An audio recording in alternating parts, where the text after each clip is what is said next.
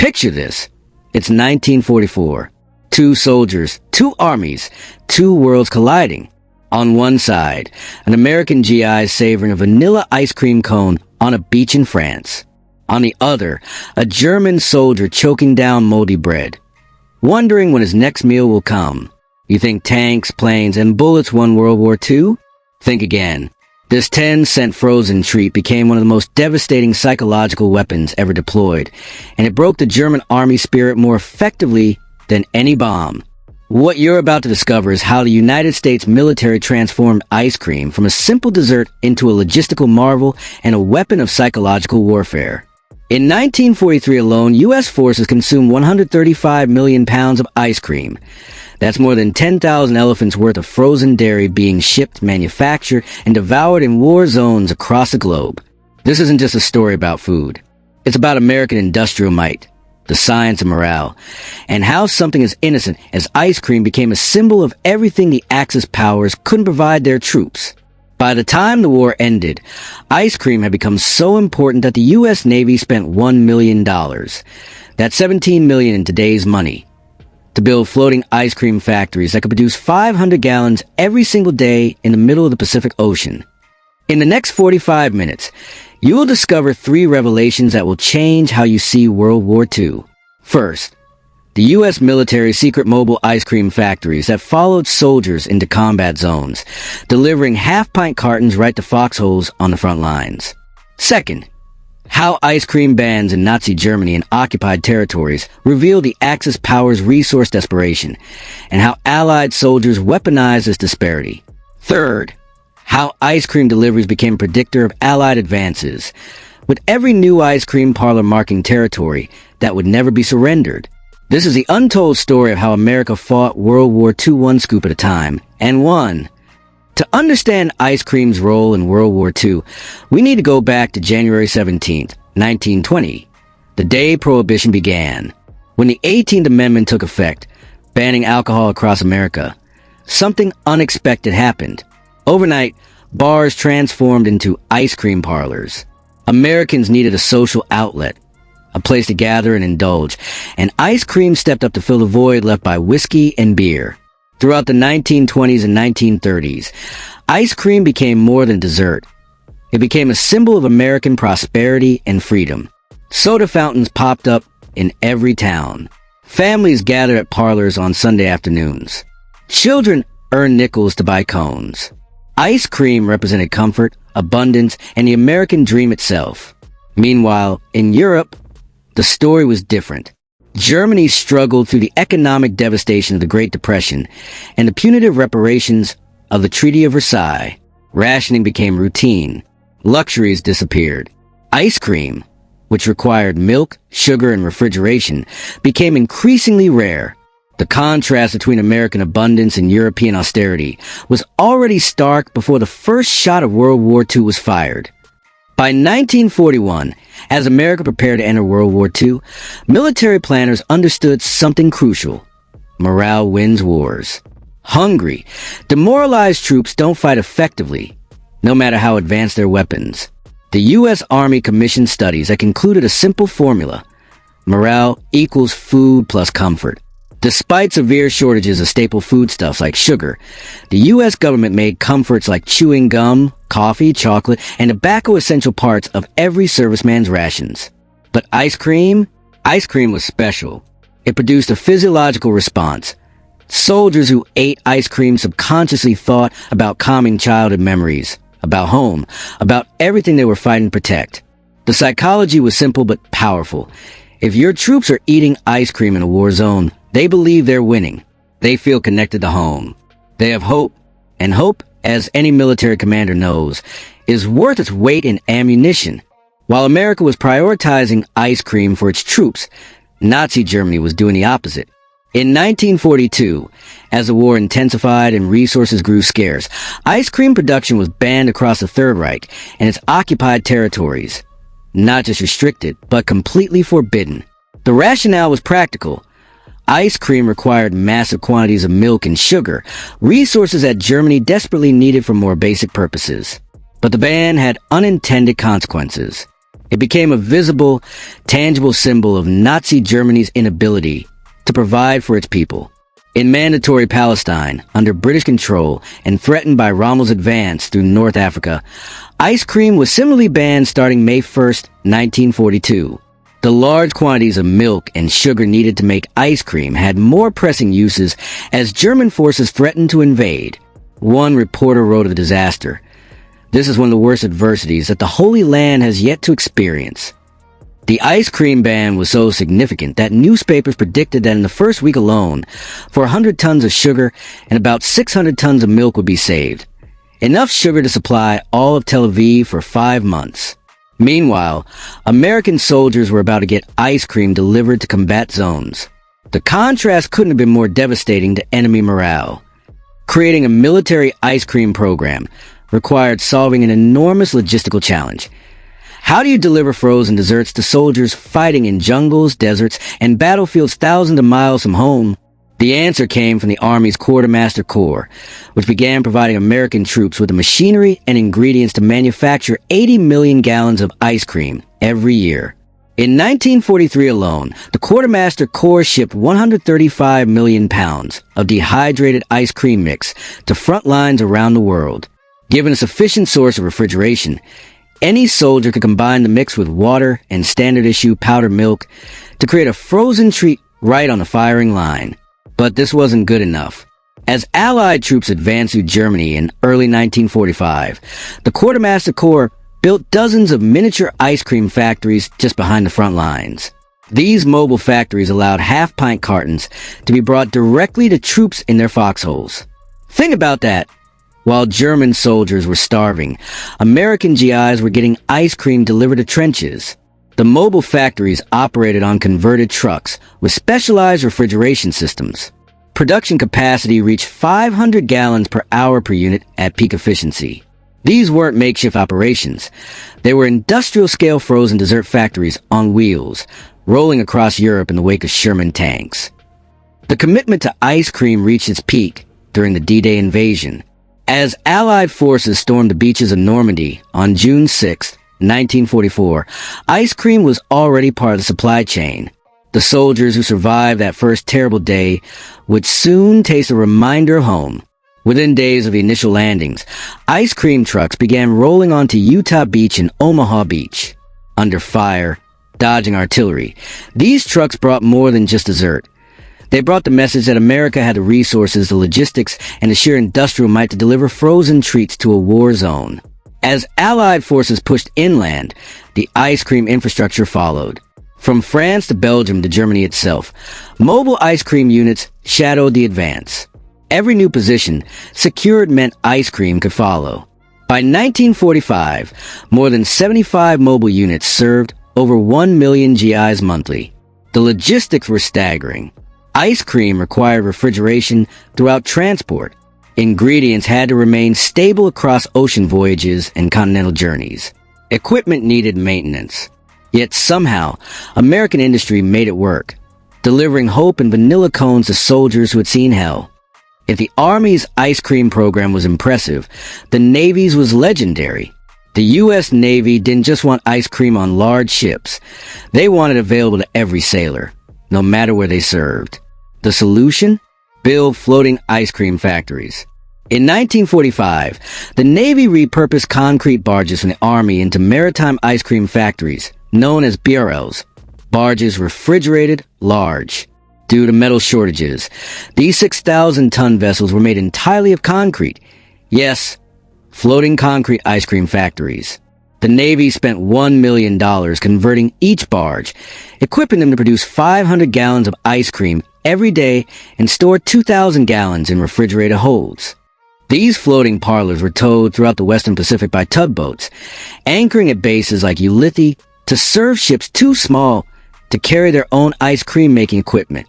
The concrete barges also stored 1,500 tons of frozen meat and 500 tons of refrigerated vegetables, eggs, and dairy products at a constant 15 degrees Fahrenheit. But the Navy's ice cream obsession went even further. Perhaps the most dramatic demonstration came on May 8th, 1942, during the Battle of the Coral Sea. The aircraft carrier USS Lexington was hit by multiple bombs and torpedoes from Japanese aircraft, setting off explosions and fires that crippled the ship completely. At 5 p.m., Captain Frederick Sherman gave the order to abandon ship. The crew obeyed, but not before breaking into the ship's ice cream supply.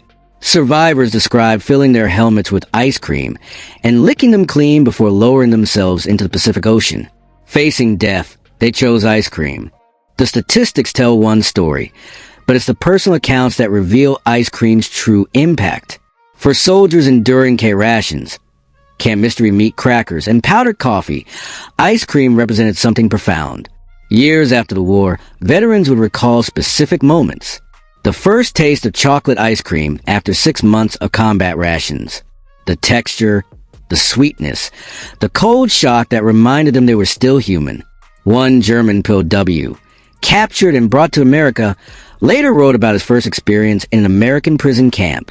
It was August or September 1944, when I stood in front of a shop in the POW camp at Fort Lewis, considering what to buy first, an ice cream or a bottle of Coca-Cola. The last ice cream I had been able to buy in Germany was years ago, but Coca-Cola? Never before, so I decided to take both. I suddenly realized how extremely lucky I had been to be captured by the American Army and not the Russian one. This wasn't an isolated sentiment. German POWs across American camps confronted a reality that contradicted everything Nazi propaganda had taught them about American weakness. They discovered a nation where ice cream was routine dessert, where soldiers could buy it for 10 cents from camp canteens, where it was so common that guards gave it away. These simple foods demolished Nazi ideology more effectively than any propaganda program.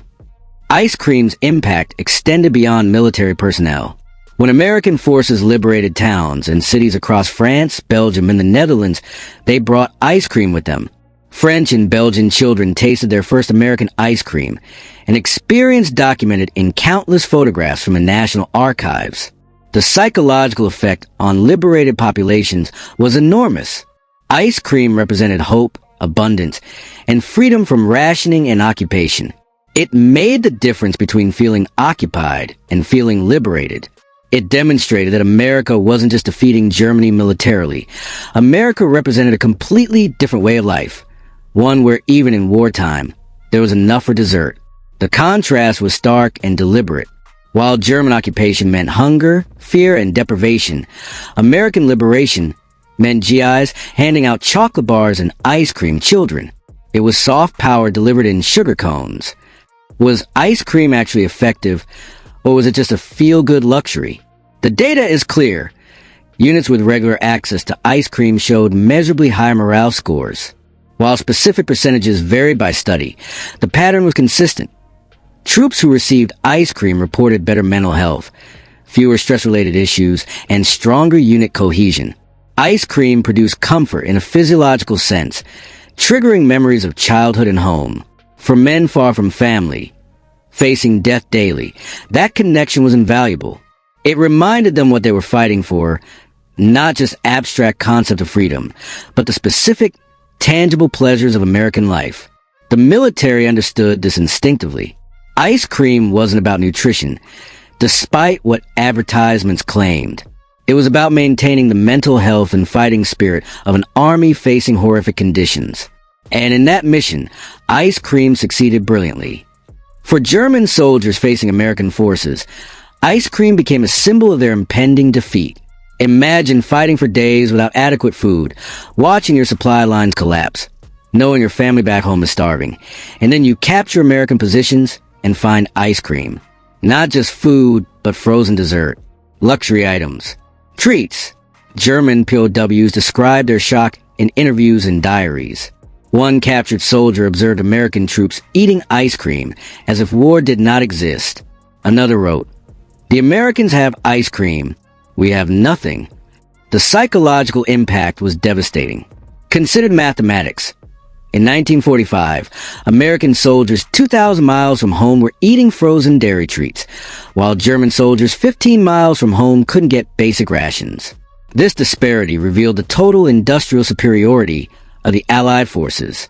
If America could afford to waste resources on ice cream for prisoners of war, what chance did Germany have? Nazi propaganda tried desperately to spin ice cream into evidence of American weakness. German media portrayed Allied reliance on comfort foods as proof of soft, degenerate cultures that couldn't match German warrior spirit and discipline. Radio broadcasts mocked American soldiers who needed ice cream to fight. The message was clear. Real warriors don't need frozen desserts. Superior Aryan soldiers endure hardship proudly, but this propaganda increasingly rang hollow. German soldiers on the front lines could see the reality. The side with ice cream was winning. Every Allied advance brought more evidence of American abundance. Every captured American supply depot revealed stockpiles that German troops could only dream about. The propaganda couldn't overcome the evidence of their own eyes. British and American intelligence agencies documented the demoralizing effect of American abundance on German troops. Interrogation reports noted that deserters and POWs consistently cited Allied material superiority, including food quality and luxury items like ice cream, as factors in their decision to surrender. One intelligence report described a German soldier who surrendered specifically because he saw American troops casually sharing ice cream while his own unit hadn't received rations in 3 days. The message was clear. Joining the winning side came with benefits, including regular meals and occasional desserts. This wasn't accidental. Allied commanders understood that demonstrating abundance was psychological warfare. Every ice cream cone consumed in view of enemy positions sent a message. We're so strong. We can afford this. You're so weak, you can't. Surrender and you'll eat ice cream too. And it worked. German POWs arriving at American camps on U.S. soil were astounded by the availability of ice cream in camp canteens. They could purchase vanilla, chocolate, and strawberry ice cream bars for 10 cents using wages earned from camp work details. Many gained weight as POWs, eating better in captivity than they had as soldiers, better than their families back in Germany. The ideological impact was permanent and transformative. Did ice cream actually affect combat outcomes, or was it just a pleasant morale boost? The evidence suggests it made a real tactical difference. Throughout the war, commanders observed that well-fed, well-treated troops fought more effectively. They showed greater resilience under stress, better unit cohesion, and lower rates of psychological breakdown. While separating the effects of ice cream specifically from overall better supply and treatment is impossible, the pattern was clear. American troops who had access to comforts like ice cream maintained fighting effectiveness longer than troops who didn't. The principle was simple. Take care of your soldiers' basic needs and their psychological needs, and they'll take care of the mission. Ice cream represented the culmination of this philosophy. It was the most visible symbol that America valued its troops enough to deliver frozen luxuries to war zones. Post-war analysis confirmed what commanders suspected. The American military's investment in morale paid dividends in combat effectiveness. Soldiers who felt valued and cared for fought harder and more effectively than soldiers who felt expendable. Ice cream was a small part of a larger philosophy, but it was the part soldiers remembered most fondly. As World War II ended and Allied forces occupied Germany, ice cream played an unexpected role in winning the peace. American soldiers shared ice cream with German children, a gesture that helped rebuild trust and demonstrated American values more effectively than any political speech. Photographs from 1945 showed GIs handing ice cream to German kids, many of whom had never tasted it before. These moments of kindness helped transform former enemies into allies. The Marshall Plan rebuilt German infrastructure, but ice cream rebuilt German perceptions of Americans, one cone at a time. The lessons of World War II ice cream persisted. Throughout the Korean War, Vietnam, and conflict to the present day, the American military has continued prioritizing troop comfort and morale. Modern bases overseas feature restaurants, cafes, and yes, ice cream parlors. The philosophy remains. If you take care of soldiers, they'll complete the mission. Ice cream consumption continued soaring after the war. Americans celebrated VJ Day by consuming record amounts. 20 quarts per person in 1946 alone. Ice cream had become permanently associated with American identity, freedom, and victory. The lessons of World War II ice cream remain relevant today. When Ukrainian soldiers received pizza deliveries or American troops in Afghanistan got care packages with cookies and candy, It's the same principle. Comfort food maintains morale and reminds troops what they're fighting for. Modern militaries understand that psychological warfare isn't just about defeating enemy spirits. It's about maintaining your own troops' mental health. Food plays a central role in this effort. Whether it's ice cream in 1944, pizza in 2003, or donuts in 2024, the principle endures. Armies march on their stomachs, but they fight with their hearts. The ice cream ships and mobile factories of World War II represented peak logistical achievement for their era. Today's military supply chains are even more sophisticated, but the core insight remains. Small comforts matter enormously when everything else is terrible. A cold ice cream cone on a hot battlefield does more than cool you down. It reminds you that you're human, that home still exists, and that you're fighting for a world where simple pleasures endure. That's the ultimate lesson of World War II ice cream. Wars are won not just by superior firepower, but by superior hope. And sometimes, hope tastes like vanilla. So, what did we learn about ice cream in World War II? First, ice cream was a logistical miracle.